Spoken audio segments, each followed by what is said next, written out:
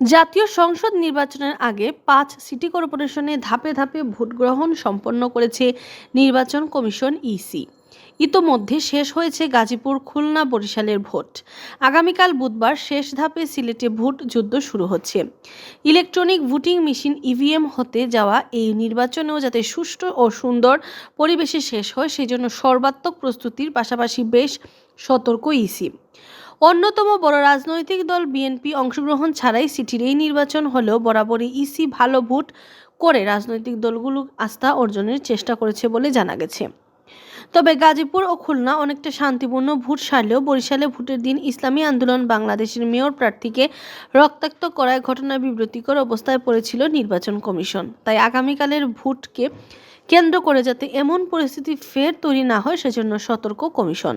যদিও ইসলামী আন্দোলন বাংলাদেশের 2 সিটির ভোট বর্জনের ঘোষণা দিয়েছে, ফলে আওয়ামী লীগের মেয়র প্রার্থীদের সঙ্গে সংসদের বিরোধী দল জাতীয় পার্টির প্রার্থীর মূল প্রতিদ্বন্দ্বিতা হওয়ার সম্ভাবনা রয়েছে, যে কারণে 2 সিটিতে মেয়র পদে যে কাউন্সিলর প্রার্থীরার মধ্যে বিশৃঙ্খলা হওয়ার আশঙ্কা রয়েছে। সার্বিক প্রস্তুতির বিষয়ে নির্বাচন কমিশনার ব্রিগেডিয়ার জেনারেল অবসরপ্রাপ্ত আহসান হাবিব খান বলেছেন, আমাদের কাছে সব প্রার্থী ও দল সমান। ভোটারদের নির্বিঘ্ন পরিবেশ তৈরিতে আমরা বদ্ধপরিকর। নির্বাচনে সব অংশীজনের সক্রিয় এবং আন্তরিক সহযোগিতা কামনা করছি।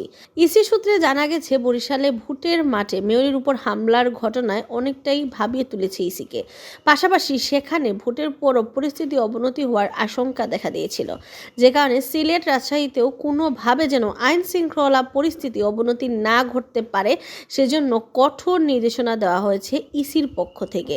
সেই সঙ্গে ভোটের আগে পরে যাতে আইন শৃঙ্খলা পরিস্থিতির অবনতি না ঘটে সেজন্য মাঠে 24 জন ম্যাজিস্ট্রেট নিয়োগ দিয়েছে নির্বাচন কমিশন। তারা মোট 5 দিন মাঠে থাকবেন। এদিকে অন্য নির্বাচনের মতো এই সিটির ভোটেও সরাসরি সিসি ক্যামেরায় ঢাকা থেকে পর্যবেক্ষণ করার কথা জানিয়েছেন কমিশনার আহসান হাবিব। তিনি বলেছেন, নির্বাচনের পূর্বে, ভোটের দিন ও নির্বাচনোত্তর অনিয়ম, গোলযোগ ও সহিংসতা যাতে না ঘটে সে বিষয়ে কঠোর নির্দেশনা দেওয়া হয়েছে। আইন শৃঙ্খলা রক্ষাকারী বাহিনীর প্রস্তুত করার তালিকা অনুযায়ী এখনকার 190টি কেন্দ্রের মধ্যে 132টি ঝুঁকিপূর্ণ এবং গুরুত্বপূর্ণ। এর মধ্যে 18টি ওয়ার্ডের সব কেন্দ্রই ঝুঁকিপূর্ণ, বাকি 58টি কেন্দ্র সাধারণ ঝুঁকি মুক্ত বলে চিহ্নিত করা হয়েছে। আগে 27টি ওয়ার্ডে সিলেট সিটি কর্পোরেশনে থাকলেও বর্ধিত 15টি ওয়ার্ড নিয়ে সিসিকে এখন মোট ওয়ার্ডের সংখ্যা 42টি।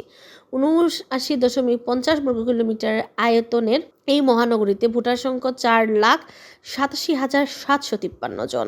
এর মধ্যে পুরুষ ভোটার 2,54,363 জন এবং নারী ভোটার 2,33,384 জন এবং তৃতীয় লিঙ্গের হিজড়া ভোটার রয়েছেন 6 জন। কি প্রস্তুতিতে আইন শৃঙ্খলা বাহিনীর? নির্বাচনের সঙ্গে সম্পর্কিত আইন শৃঙ্খলা বাহিনীর কর্মকর্তারা বলেছেন, ভোটের দিন সব জায়গায় নিচ্ছিদ্র নিরাপত্তা বলয় তৈরি করা হবে। সিলেটের প্রস্তুতি বিষয়ে পুলিশ জানিয়েছে, ভোটের দিন শুধু পুলিশই থাকবে 2,600 জন। সেই সঙ্গে নির্বাচন কমিশনের চাহিদা অনুযায়ী পুলিশের সহায়তায় র্যাব ও বিজেপি মোতায়েন থাকবে। আর অধিক ঝুঁকিপূর্ণ কেন্দ্রগুলোতে প্রতিটিতে 2 জন কর্মকর্তা ও 4 জন কনস্টেবল দায়িত্ব পালন করবেন।